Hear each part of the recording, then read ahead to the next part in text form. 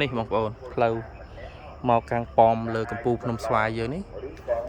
តិចទៀតមានផ្លូវមកខាងលើនេះហើយអញ្ចឹងពងរៀបចំឡើងចណ្ដាលឡើង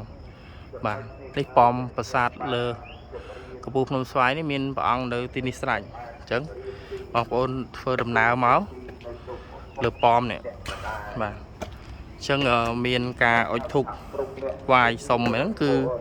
ដោយសារតែលើប៉មមានព្រះអង្គ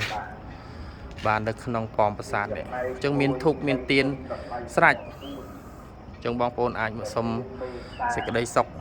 បាទដីស្បាយពីទីនេះបានលើប៉មប្រាសាទលើកំពូលភ្នំស្វាយអញ្ចឹងនេះមានផ្លូវដើរជុំវិញប្រាសាទនេះក្បែរអង្គតែននេះបងប្អូនប្រជុំហើយខាងក្នុងមានទូងខ្សែភ្លើងអី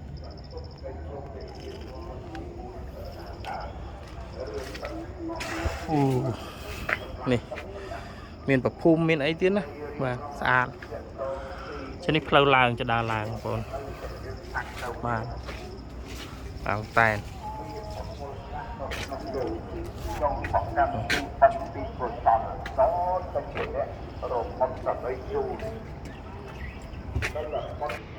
នេះអុជធូបសុំព្រះអង្គសុខសប្បាយ